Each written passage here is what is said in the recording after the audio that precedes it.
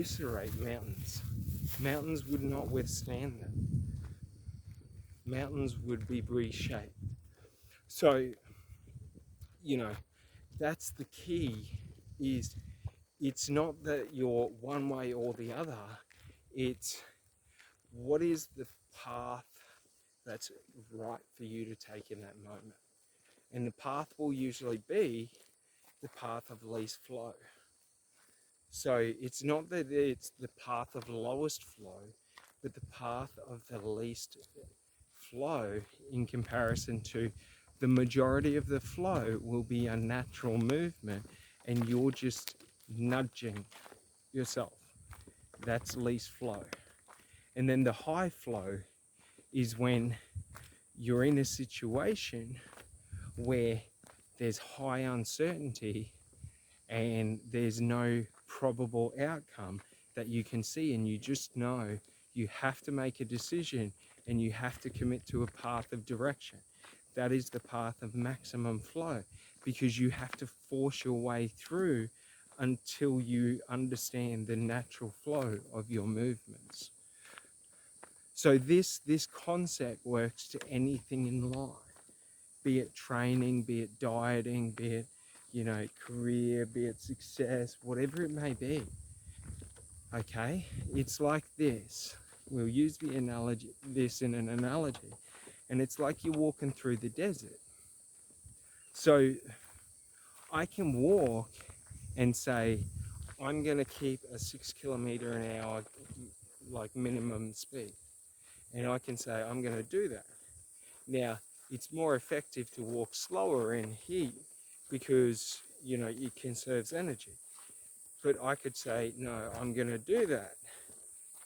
But the problem is if I use maximum flow in the wrong environment, I will sort of like, if I gradually let water, into a new riverbed, it'll sort of make a natural path, and it'll create a natural sort of flow. But if I dramatically increase the volume, it'll just wash over the topsoil and wash away the topsoil. So understanding this is simply, understanding that, if I use too much energy in the wrong movement, the energy will be absorbed by the environment with minimal impact. So what I want to do is conserve my energy so that when, the opportune time comes, that I can compound and increase the effectiveness of my energy output,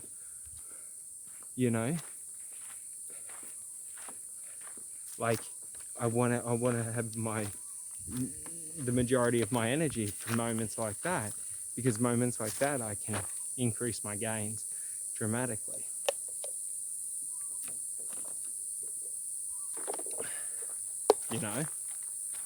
And it's just understanding this which is difficult, because the problem is we create illusions for ourselves. So, like, when trying to achieve a goal, I will create all the illusions that destroy me. This could be illusions from, if I dramatically increase my output over a short period of time, that I can dramatically increase the, movement. And the problem with this is, if well calculated, it's an effective solution. If misjudged, it's wasted energy. But depending on the energy that you expend, it could be a dramatic amount. So then you have to recharge your energies. And think about it like this in business. Like, if you are trying a new marketing strategy and you've been trying, innovating every month for the past 12 months, getting no results, like, if you put too much energy into one marketing strategy, the potential is if it fails, it might burn you out for a 3 to 6 month period of doing any other projects. So, whereas if you put all your energy into one project, it might pay off, and that might fuel you for years to come, right? That's how result-based, that's how it works in result-based. But when you're doing it with an action-based mindset, it's more of, I can do this action for this amount of times, but it's also like, if I was to take, drastic actions, I'm going to exhaust myself at a faster point. So if I know that consistency is the key, what I want to do is I want to take the smallest action, or the action that requires me the least amount of energy. And it's not that it at first is the action that at first, usually these actions are quite difficult, because the path of least resistance in any goal is the most difficult path. If you have that belief, every goal will be achieved. So when I talk about the path of least resistance, I'm talking about you consciously choose the most difficult path to that goal, and you say, that is my easy. Okay? And then you think of that path as being your easiest path, but you make sure that you make it a simple path. It can be difficult, but you don't want it to be complex. Complex is where failure happens. Complex is where dreams die, because complex is where you justify yourself to give them away. So understand this, that there's no minimal effort path to success. Success is always maximum effort, but it doesn't have to be your maximum effort. Do you get it? You can do 70% of your output. You just have to make sure that the 70% of your output is enough to achieve the most difficult path. This is how all the special forces dudes do it. That's the funny thing, is you listen to special forces guys and they talk about the training, and the majority that get through say it was difficult and it might have been grueling. But looking back on it now, they will always say it was the easiest part. Because in true combat and true, in these highly extreme dangerous situations, well, you weren't in danger then. Bullets weren't coming, you weren't getting bombed, there wasn't the threat of death, you weren't having to try and save friends and then lose friends, all these different things. You weren't experiencing ammunition shortages, you weren't experiencing supply shortages. You got to understand, especially in the war in Afghanistan, some of these military outposts, resupply wasn't a regular thing. They had to truck in resupplies in armored convoys. So if the Taliban hindered the convoys or destroyed their supplies, then they wouldn't get resupplied. But that didn't mean that they could give up and go home. They still had to stand there and hold the ground. So you got to understand, whatever I believe as being the most difficult thing for me in this moment when trying to achieve this goal, it's actually nowhere near as difficult as it could be. So that's what we got to remember, is the hard path. If we consciously choose to do the hard path, we're accepting that it's going to be difficult, and that's okay. And regardless of the difficulty, we're just going to keep pushing through, because we know if we keep taking the actions, we will get there.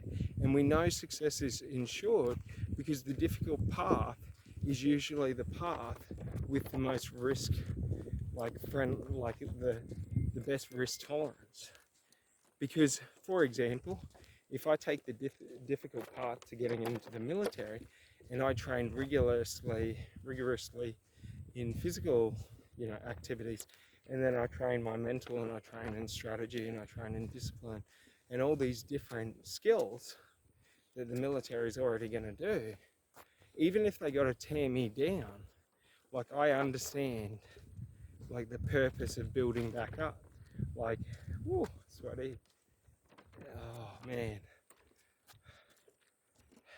So like, it's a bit muggy, and I'm sweating that much that the sweat's in my eyes now. So it's sort of like if you've ever caught a wave in your face, and like, I don't have a finger spare. That's one of the problems with me in summer is as soon as it gets over 30 degrees, man, I just start sweating like profusely, and then basically it always gets in my eyes. So I always feel like I've had a trip down to the beach on a hot day because my eyes are all stinging. But no, so like, that's, I guess, one of the key like lessons that I taught myself at a young age was, if I just choose to do what the most difficult path is, but I tell myself that's the path of least resistance, because truly it is, because if you take the difficult path towards your goal, you're guaranteed to achieve the goal. Like, rarely the man who can walk the difficult road doesn't find his destination. Like, the man who walks the difficult road will always find his destination, because he understands if he goes down the right road, his destination will be there. So it's just about walking.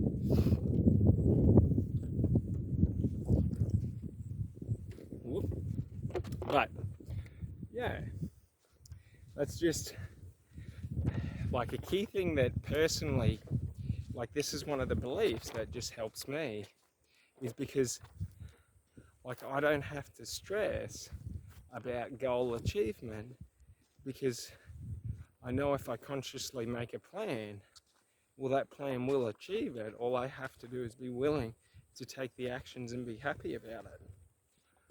Like, that's the thing. Like, difficult and hard, like, yeah, a path can be hard, but it doesn't have to be unpleasant. Like, hard is not unpleasant. Hard is comfortable. Hard is easy. Like, if you're walking down the road getting punched in the face, it's hard, but at a point it just stops worrying. Like, you just stop worrying about it, or you start punching people back. Like, life, like, the hard part will give you the answer, in the form of the path to walk. So, like, if you're in life and every time you try and move towards your goals, like, everything comes against you, well, one or two things. One, you're either in the wrong environment, so your environment is not conducive to achieving those goals, or two, like, life's not really hitting you.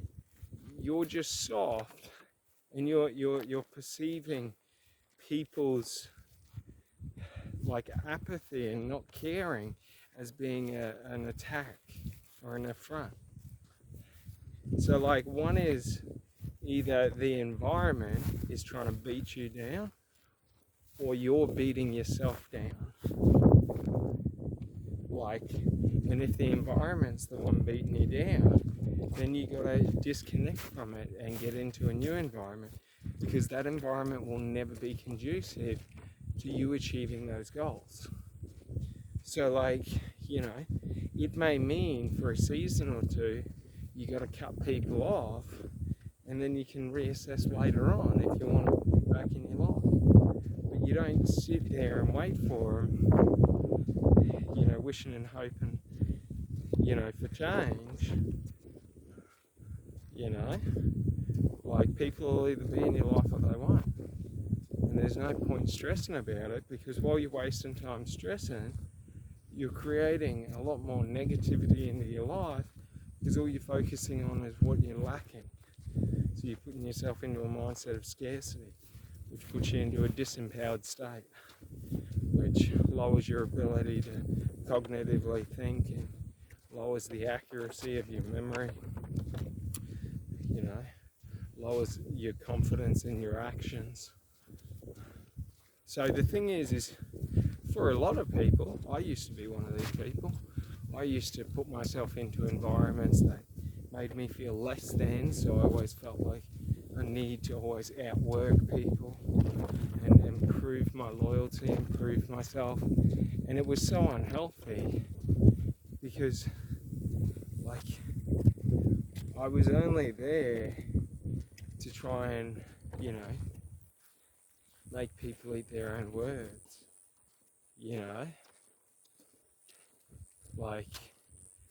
and in other work and careers later on, I shifted my focus to working with people that I really cared about and that I liked a lot. But yeah, the downside was always that, like when working for other people, it's always a no-win scenario. I was making the company hundreds of thousands of dollars a month and getting paid maybe 8 to 10,000.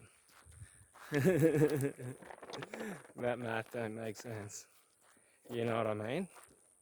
But on the way it's broken down on paper, it all made sense, and it was quite a good wage, So the funny thing is, the trap of society is that you can make good money working for other people. It's never enough to be financially free, because it's depending on what you do, it's quite limited to the pay increases. Pay increases are either sporadic or they're small percentile. You know what I mean? In the early days, when you're building your career, you're able to jump up into new brackets and take higher positions. But at a point, most people get brand loyalty towards one company, and then if that company doesn't look after them and take care of them, they get the short end of the stick. And that was the problem, is you can't fault these companies or these businesses. It's just if they were to pay workers market value, it just wouldn't be feasible for them to have employees. Because employees are an outdated concept to times where the tasks and actions required took a long period of time. So you think about it, just take sales for example. With current technology, I can reach millions of people in one action. Whereas, in the past, I would have needed millions of actions to reach millions of people, because I could only reach one person per action. So, one sec. So, that's important to understand, because that's why, in sales, I'm valuable, is because I understand how to reach people. I understand how to connect with people. So the thing is, for my true value, my true value should be reflected on my ability to reach people and connect with people. And if I'm able to do that on a large scale, then it should be a dramatic pay, because otherwise I'm over leveraged in the deal to where I'm giving you more than I'm getting, and I'm having to sacrifice my life, to, I'm having to sacrifice the quality of my life to sort of settle for, what's given. So like,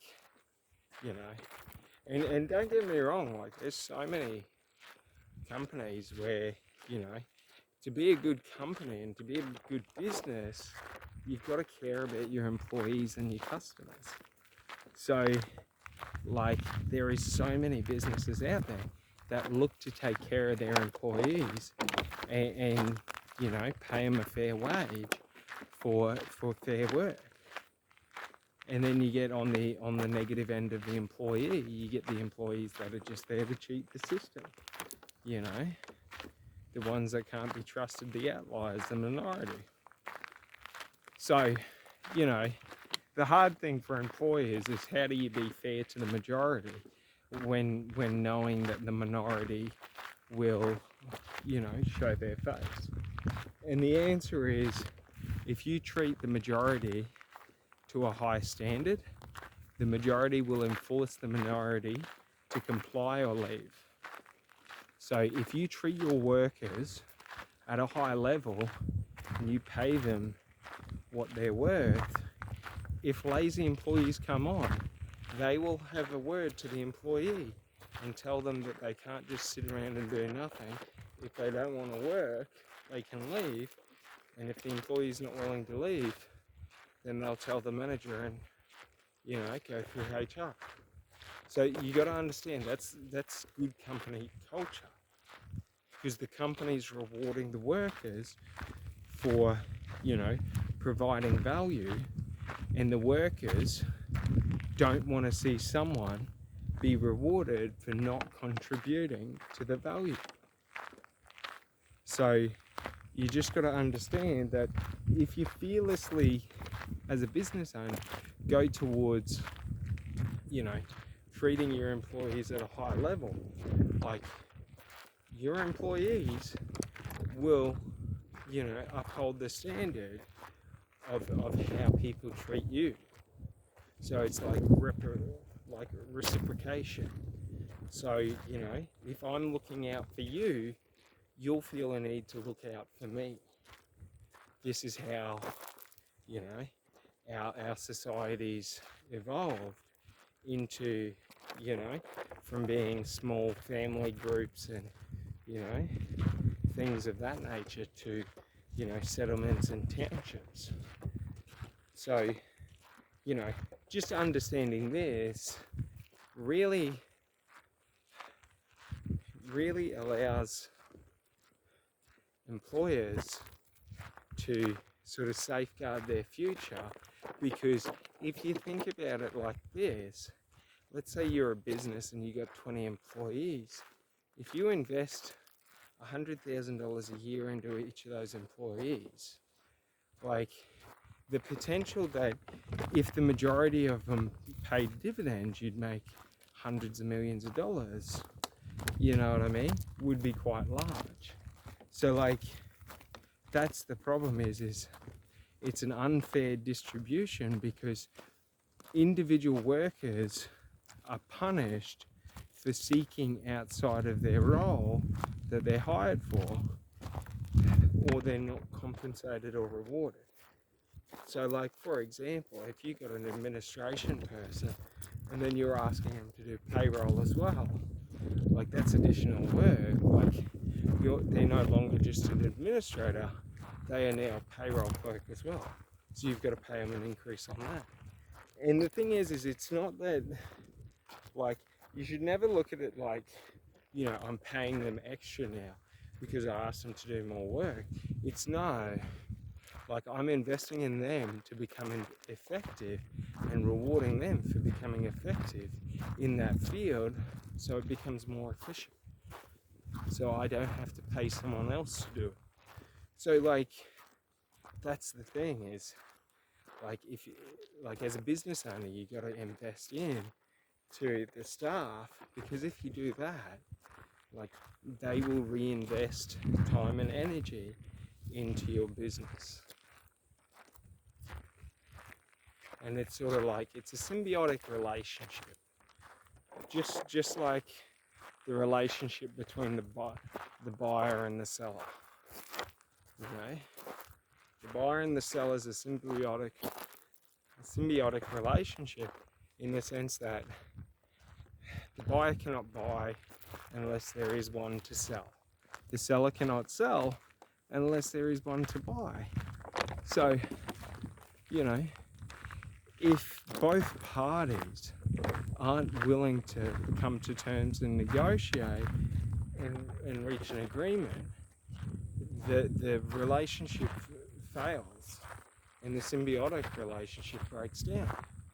So regardless of what happens in any arrangement where they're buying and selling, if the relationship breaks down, an agreement can't be reached, then what will happen is the seller has to find a new buyer, or the buyer has to find a new seller. If they fail to do either of those things, then what happens is the buyer and the seller have to come to a third agreement, or a second agreement. So, like, there's no, on the second time, there's only the eventuation of an agreement. Like, there's no the buyer and the seller, not coming to terms, because they've tried to look elsewhere, they've failed to find elsewhere. So it's either no sale happens or a sale happens. So, like, just understanding that allows us to understand that, well, if it's a symbiotic relationship, it has to be of equal value or of exchange. So, like, the seller's got to be willing to accept a fair value for their product. They can't ask more than what the buyer believes it to be valued at. Should they ask more, the buyer will refuse to pay. So, like, it's just interesting because we can take these analogies and we can mix them to anything in life, be it, like business negotiations. Like, if we're setting up a business, we understand that there's a symbiotic relationship between the business and the customer, between the business and the worker. So we know that we have to create those relationships as ecosystems and curate them so that they're the most prosperous ecosystems, sort of like a little mini orchard or a greenhouse. We make the temperatures and the environment the ideal so that we can get maximum yield out of our crops or our investments of time, energy, and money. So, it's just interesting. But that's going to stop it for today, and I'll talk to you later. Bye.